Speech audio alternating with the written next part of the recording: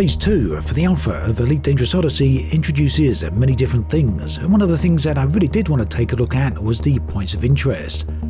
Now, points of interest have been in the game since, well, the days of Horizons. You can get down to the planets and check out various different service elements, but with Odyssey, they have a whole new dimension to them, so let's take a look at what that's all about. Now, this particular planet has 7 different POIs on there. We're going to look at irregular markers first. There are also a few crash sites where we're going to follow up with. Now, I won't cover every type of point of interest in this particular video because that would be a spoiler, and ideally you should experience this type of content for yourself.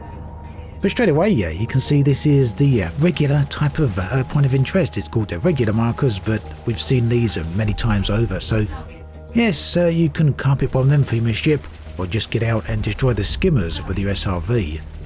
And if you're feeling especially brave, you could always take the skimmers on whilst you're on foot. So what we've got over there are some regular cargo canisters.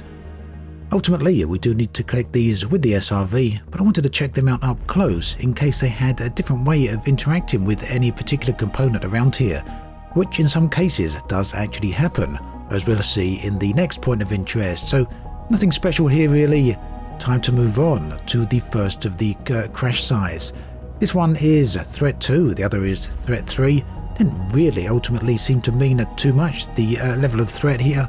And you can see already there is an NPC looking around. They're checking the area out with their torch. One thing I've really been enjoying with Odyssey so far is the multi-layered approach we can have to various areas.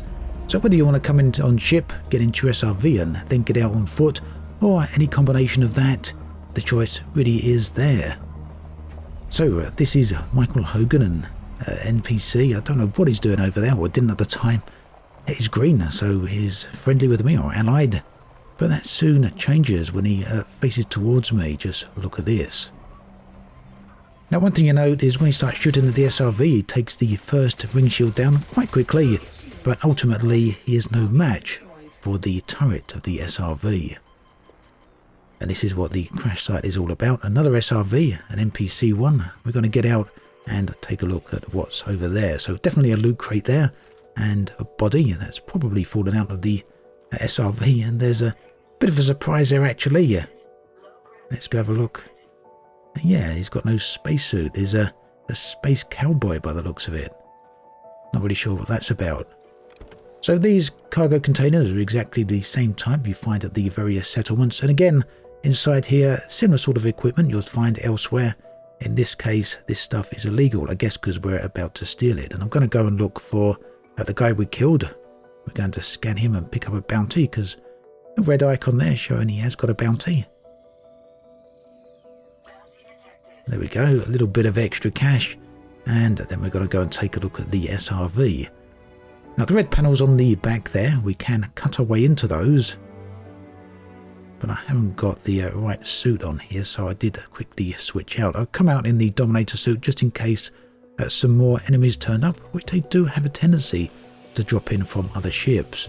And when I say drop in, I mean literally drop in the same way you would into a conflict zone.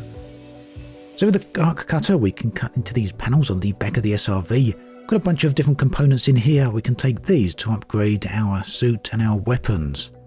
There's some on both the left hand side and the right hand side of the SRV. I've cut both panels here. Just going to pick those up. So the most surprising thing here, you may have seen this multiple times by now. I've seen a few videos over YouTube and some posts over on Reddit and elsewhere. The space cowboy dead. Very odd, no doubt a quirk of Alpha, and very much feels like it's probably an inside joke of some sort. Now over on the second crash site, we've got another container here with some illegal goodies in there. We're going to take those. And there's also another crashed SRV here. Loads of crashed SRVs and space cowboys dotted all over the place. Now as I said, there wasn't any hostiles immediately present at this particular area. But any second now, once we've cut into this panel and taken out the goodies, you'll hear a ship approach. And things get a little bit interesting, shall we say. Not too deadly, but a little bit varied. So we've got a few more goodies in there. And I was about to pick up the items from the second panel when I heard the shipping coming. can immediately pick out where it is. You'll notice that the ships, at this range at least, don't appear on the radar or on the HUD. There's no way to actually detect these other than visual, and trying to track it down from the position of the audio. There we go, you saw 2 NPCs dropping out. I had my Maverick suit here. I was thinking, should I go get my Dominator suit, the combat suit, and fight with that? Or should I get the SRV and we'll try a bit of running people down, GTA style? And the later option seemed like it could be a bit more interesting, especially at this point, as I hadn't actually tried that out before. Straight away you can see how much damage they're doing to my SRV. Shield's gone down very, very fast, and although I've accelerated away now, they're having trouble shooting at me.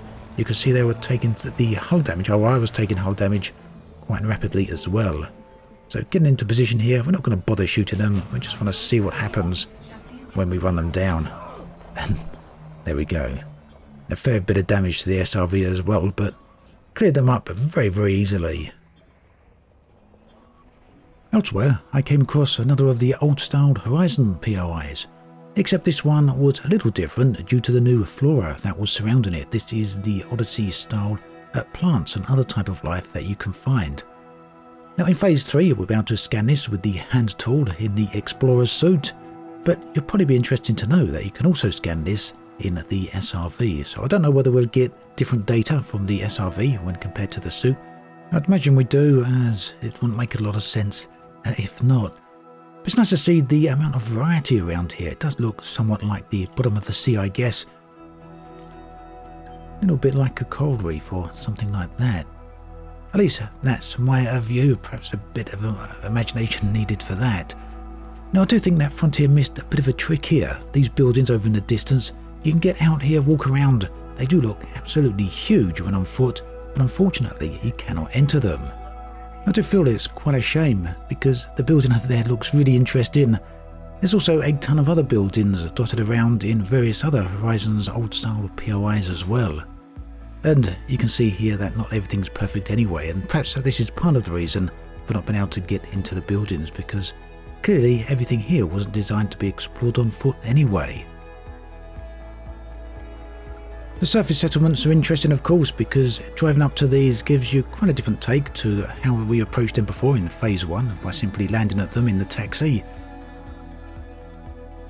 In the case of this, the NPCs are not too bothered by you, allowing you the opportunity to fully explore the area. You never know what you may find here. There's plenty of goodies dotted around. So for those of you who are playing Phase 2 in the Alpha, and you're not too interested in the Frontline Solutions and the other various combat-focused aspects, there's plenty to explore if you get out there and take a look.